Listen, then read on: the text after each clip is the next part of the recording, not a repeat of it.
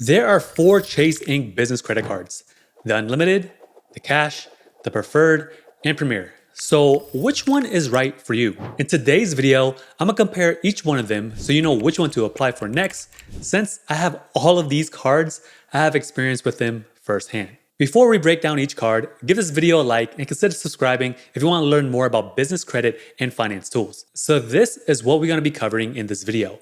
I'll give you a detailed breakdown of each card, the application requirements, a comparative analysis between the cards, and to decide which card is right for you. So in the Chase Ink business family, there are four credit cards. There's the Ink Business Cash, Ink Business Unlimited, Ink Business Preferred, and the Ink Business Premier. So let's start off with the Ink Business Cash card. This credit card is a great choice for businesses who are looking to earn cash back on everyday expenses. This credit card gives you 5% cash back on the first $25,000 spent in combined purchases at office supply stores, internet, cable, and phone services each account anniversary year. On top of that, you get 2% cash back on the first $25,000 spent on combined purchases at gas stations and restaurants each year. Now, when it comes down to the sign-up bonus, these do change from time to time, so you can find a link down below of all of these cards that I will cover in this video to see what is the current best offer right now. At the current moment, you can earn up to a $750 cashback bonus, but they actually recently switched it up, which I think it makes it a little bit better depending on your business, because this will allow you to earn $350 when you spend $3,000 on purchases within the first 3 months, and you can earn an additional $400 when you spend $6,000 on eligible purchases within the first 6 months of the account opening. So whether you're a big spender or a small spender, you have very good odds of hitting that bonus. On top of that, you can earn a 10% business relationship bonus, which means that if you have a Chase business checking account within the first card anniversary, you will earn a one-time 10% bonus on all of your eligible cashback earned within that first year. So if you earn $250 in cashback, you will get a $250 bonus. But just make sure to read the fine print because this is only available between March and November of 2024. Now, perhaps one of the biggest perks with this card is that it comes with no annual fee, making it a pretty cost-effective choice for small businesses. Next, let's talk about the Chase Ink Business Unlimited card. Now, this card is all about simplicity and flexibility. This card offers an unlimited 1.5% cash back on every purchase made for your business.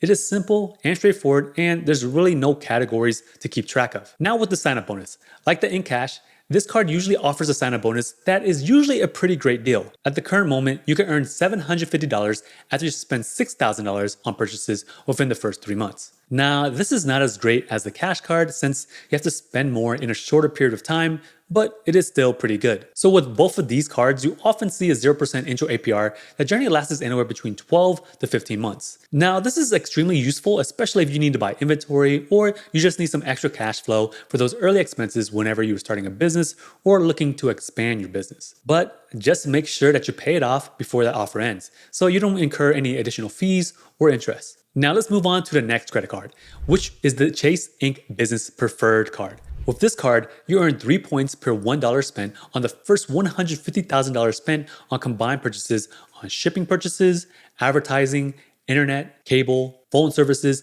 and travel.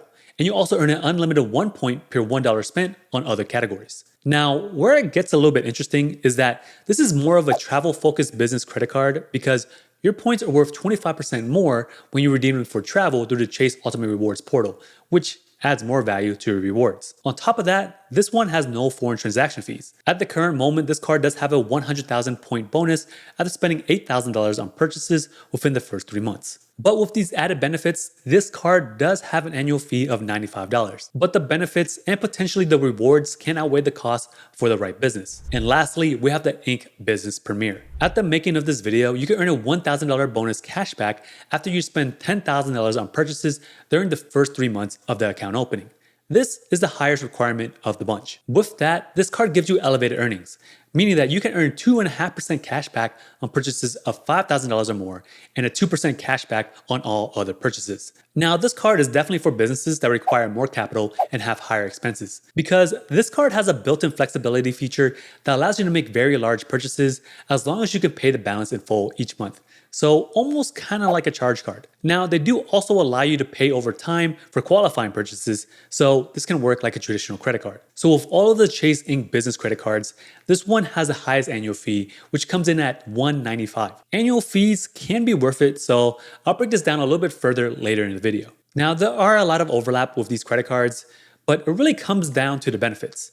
Currently, with all of these cards, you can earn 5% cash back on Lyft rides all the way up to March of 2025. You also get access to primary car rental insurance when you are renting for business, meaning that whenever you rent a car, you can deny insurance coverage, since these cards would be covering it since you are using it for business. They also offer purchase protection, extended warranty, and baggage delay insurance. Now, for the cash, unlimited, and preferred, they will give you lost luggage reimbursement and travel accident insurance. And for the preferred and premier, you get trip cancellation and interruption insurance and cell phone protection. So with all of these details that I just covered, you can start to paint a picture of what might be the best fit for you and your business based on your spending habits.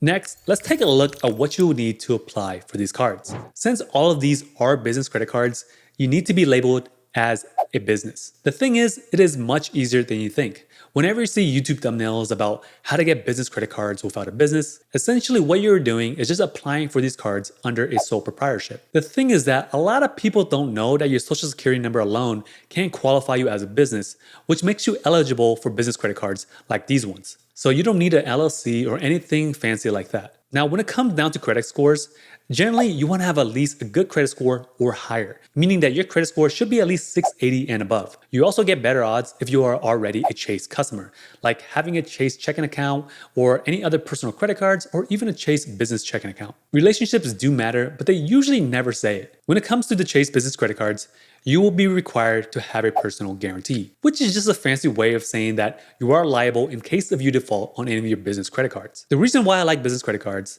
is that since these are for business expenses, your utilization does not affect your personal utilization. So on that note, I would recommend applying for these when your personal utilization is under 30% and you have fewer than 4 hard inquiries on Experian within the past 12 months. Now, it is not unheard of that they pull from 2 credit bureaus like Experian with Equifax or Experian with TransUnion, but it just really depends on your geographic location. But the key here is to make sure that you focus on your Experian credit report. If you're unsure of how many hard inquiries that you have, just make yourself an Experian account.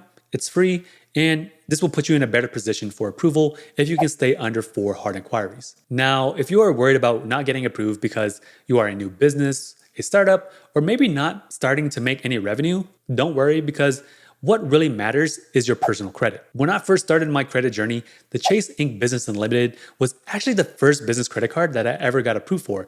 And this was before I started my company or even made any money. I just had a relationship with them since I had a checking and savings account and some personal credit cards with them. And I'm pretty sure that helped me with my approval. Now, if you're just a regular person with the intention of making money for your business, this automatically makes you a sole proprietor.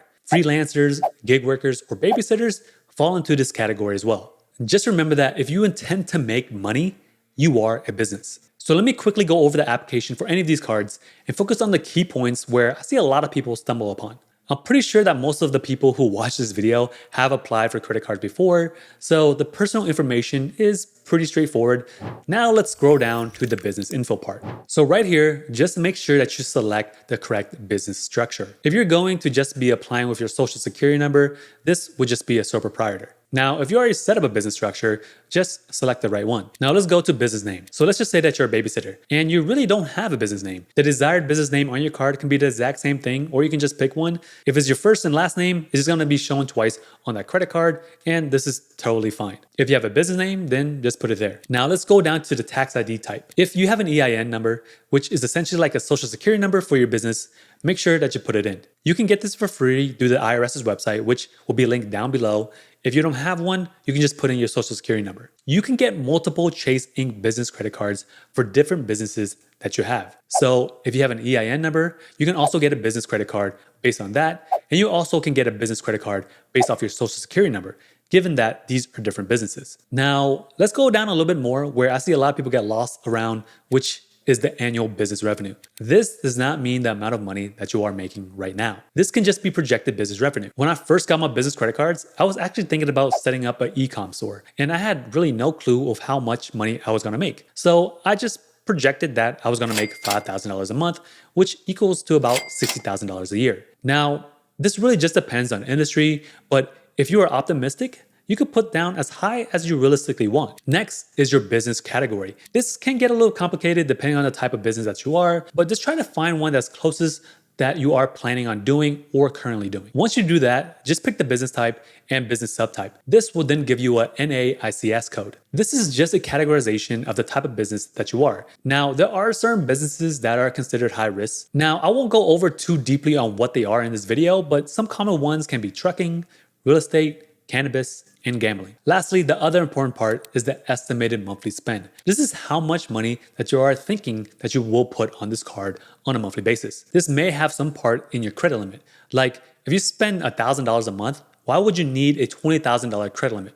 So be realistic as you can. Let's just say that your personal income is $60,000 a year and you're projecting that your annual revenue for this new business is $60,000 as well. If your estimated monthly spend is gonna be $20,000 a month, this may raise some red flags and may consider you a high risk. So depending on your income and how much you're expected to make through your business, put a realistic estimated monthly spend that you think that would work. If you estimated that you're gonna have an annual business revenue of $60,000, this could be spending $2,000 to $3,000 a month. Then from there, you would just hit submit and see if you would get an instant approval, or you may just get a notification saying that they will need to review your application and will notify you within the next 7 to 10 business days. If they can't approve your application right away, which I commonly see, it typically means that they need additional time to review your information. In some cases, they may ask to provide further documentation. However, in most instances, they simply just require more time to thoroughly review the application and ensure everything is in order. Often, they will send the credit card directly to your address that you provided on the application without any notification at all. Now let's go over which one to get. So let's examine this chart. These credit cards fall into two categories, those with no annual fee and those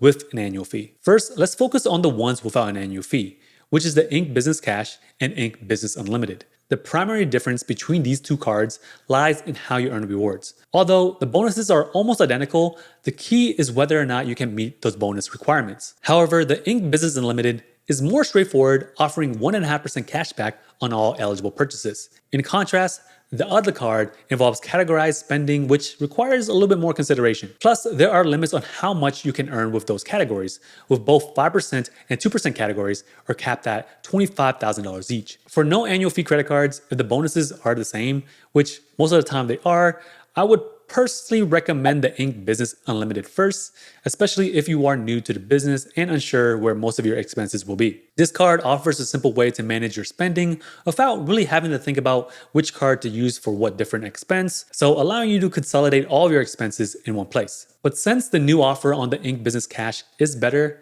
I would actually pick this one first. If you have a clear understanding of where you spend most of your money, and depending on the nature of your business, this card could be a good fit. Honestly, I really don't think that you can go wrong with either option. However, if you are starting a new business, currently I would opt for the Ink Business Cash first and the Ink Business Unlimited second. Next, we have the annual fee cards, which include the Ink Business Preferred and the Ink Business Premier. The key differences between these cards, of course, is the annual fee. The Premier has an annual fee of roughly around $100 more than the Preferred. As I'm making of this video, the bonuses for these cards are very similar, although the Premier does require you to spend a little bit more to earn that $1,000 cashback bonus. I also have to mention that the earning rate on the Premier is much more aggressive than it is on the Preferred, earning 2.5% cashback on purchases over $5,000 and 2% cashback on all other eligible purchases is quite beneficial, especially for a Chase credit card. The Preferred, however, is excellent if you want to run ads. I can see many businesses in the e-commerce space benefiting greatly from this card by earning a lot of points. While accumulating points might not be everyone's primary goal, it does provide a nice rebate when it comes time to redeem them. Another key difference between the two cards is that although both offer bonuses with a cash value of $1,000, the Preferred is the only one that earns ultimate reward points instead of cash back. The thing to note is that ultimate reward points can be redeemed for cash back, meaning that each point is equivalent to 1 cent. For the Ink Business Premier, it's purely just cash back. There are no points and you cannot transfer them elsewhere. So any cash back earned with your Premier card is locked into that card. On the other hand, with the Chase Ink Business Preferred card, you can pool those points with other Chase credit cards that you may have, whether it is any other Chase business credit cards or even personal ones. This will allow you to transfer points to partners such as Hyatt or Virgin Atlantic, where you can significantly get more value for the points compared to just receiving it as cash back. I understand that not everyone is interested in the points and miles game, but it can be extremely valuable if you enjoy traveling. To break even on the annual fees for the Ink Business Premier, you would have to spend at least $9,750 in the 2% cashback category or $7,800 in the 2.5% cashback category. I didn't include the bonuses for these calculations because with most credit cards, the first year is where you usually get the most value. The second year is where you really have to decide whether or not it is worth keeping or downgrading. Now, for the Ink Business Preferred, you would have to spend at least $9,500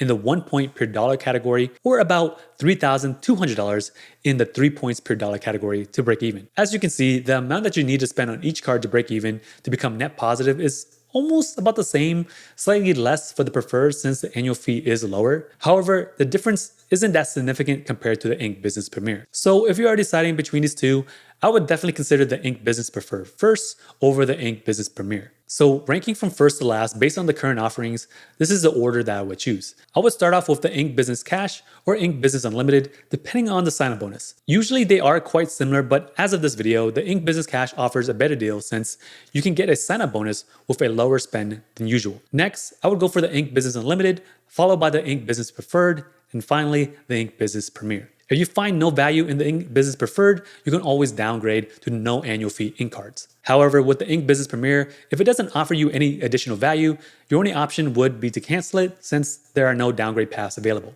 Hopefully, this video helps you decide which credit card is right for you.